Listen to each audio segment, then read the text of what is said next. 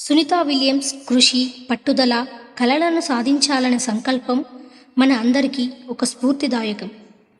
Sunitha Williams తన అంతరిక్ష ప్రయాణ సమయంలో భగవద్గీతను తనతో పాటు ఎందుకు తీసుకెళ్లారు? సునీతా విలియమ్స్ భగవద్గీత గురించి చెప్పిన కొన్ని ముఖ్యమైన విషయాల గురించి ఈ వీడియోలో చర్చించుకుందాం.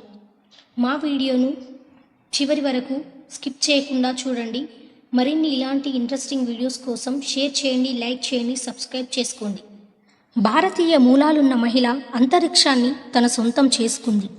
నాసా ఖగోళ శాస్త్రవేత్తగా ప్రపంచానికి స్ఫూర్తినిచ్చిన సునీతా విలియమ్స్ జీవిత ప్రయాణం ఎలా ఉందో తెలుసుకుందాం. సునీతా విలియమ్స్ సెప్టెంబర్ 19, 1965న అమెరికాలో జన్మించారు. ఆమె తండ్రి భారతీయుడు, తల్లి అమెరికన్. తండ్రి డ్యూక్ ప్రణవ్ నందన్ సింగ్, తల్లి బోనీ పండ్యా. చిన్నప్పటి నుండి ఆమెకు గగన ప్రయాణం అంటే ఆసక్తి. యుఎస్ నేవల్ అకాడమీ నుండి గ్రాడ్యుయేషన్ చేసి పైలట్గా ఉద్యోగం సంపాదించారు. 1998లో నాసా ఖగోళ శాస్త్రవేత్తగా ఎంపికయ్యారు.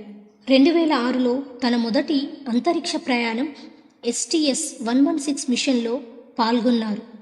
2012లో రెండోసారి అంతరిక్షంలోకి వెళ్ళి రికార్డు సృష్టించారు. 50 గంటల 40 నిమిషాల స్పేస్ వాక్ చేసిన తొలి మహిళలలో ఒకరు. సునీతా విలియమ్స్ ఎంతో సాధారణమైన జీవనశైలి పాటిస్తారు. రోజు యోగా మరియు ఫిట్నెస్లో నిమగ్నమై ఉంటారు. చదవడం, స్విమ్మింగ్, రన్నింగ్ వంటి ఆసక్తికరమైన పనులు చేస్తారు.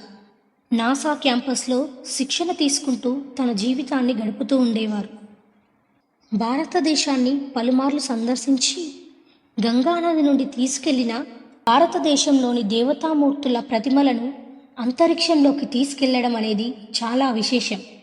ఆమె తండ్రి భారతీయుడు కావడంతో భారతీయ సంస్కృతిని గౌరవిస్తూ ఉంటారు. సునీతా విలియమ్స్ భారతీయ మూలాలు ఉన్న అమెరికన్ ఖగోళ శాస్త్రవేత్త. ఆమె భారతదేశంతో ఒక ప్రత్యేకమైన అనుబంధాన్ని కలిగి ఉంది. అంతరిక్ష ప్రయాణానికి వెళ్లే సమయంలో భారతీయ సంస్కృతి, తన అభిమానాన్ని వ్యక్తపరచడానికి కొన్ని ప్రత్యేకమైన వస్తువులను తీసుకెళ్లారు. ప్రతి మంచి పని ప్రారంభించే ముందు వినాయకుడిని ప్రార్థించే సాంప్రదాయం ఉన్నందున ఆమె తన ప్రయాణం విజయవంతం కావాలని ఆశిస్తూ గణేశుడిని తీసుకెళ్లారు. అంతేకాకుండా ధైర్యంగా ఉండడానికి హనుమంతుడిని కూడా తనతో పాటు తీసుకెళ్లారు.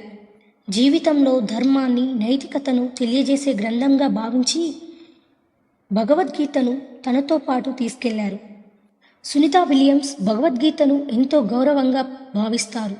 ఆమె 2006లో తన అంతరిక్ష ప్రయాణం STS-116 మిషన్ సమయంలో భగవద్గీతను తనతో పాటు తీసుకెళ్లారు.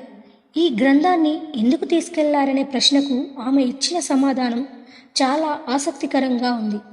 జీవితాన్ని మౌలికంగా అర్థం చేసుకునేందుకు భగవద్గీత సహాయపడుతుందని, అంతేకాకుండా భగవద్గీత ఒక తత్వశాస్త్ర గ్రంథం మాత్రమే కాకుండా మానవ జీవితానికి ఒక మార్గదర్శిని.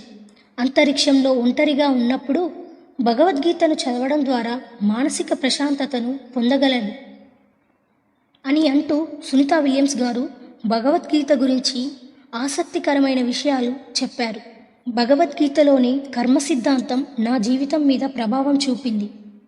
నాసా ఖగోళ శాస్త్రవేత్తగా పనిచేస్తున్నప్పుడు పనిని పూర్తిగా నిబద్ధతతో చేయాలి, కానీ ఫలితం గురించి ఆలోచించకూడదు అని చెప్తూ భగవద్గీతలోని కర్మ సిద్ధాంతాన్ని వివరించారు. అంతరిక్షం అనేది కొత్త అనుభవం. అక్కడ ఒంటరిగా బరువులేని స్థితిలో ఉండడం కొత్తగా అనిపిస్తుంది. అప్పుడు భగవద్గీతలోని ఉపదేశాలు నాకు మానసికంగా బలాన్నిచ్చాయని చెప్పారు. భగవద్గీత మాత్రమే కాకుండా ఆమె హనుమాన్ విగ్రహాన్ని కూడా తీసుకెళ్లారు.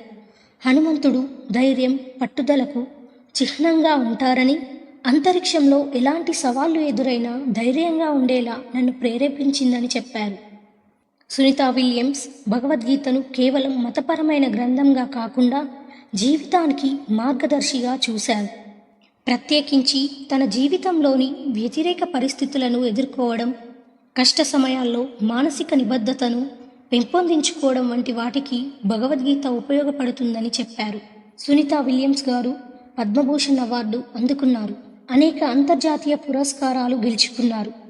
స్పేస్ వాక్లో రికార్డు సృష్టించిన మహిళగా ప్రపంచ చరిత్రలో నిలిచారు. సునీతా విలియమ్స్ కృషి, పట్టుదల, కలలను సాధించాలనే సంకల్పం మన అందరికీ స్ఫూర్తిదాయకం. ఈ వీడియో మీకు నచ్చిందా?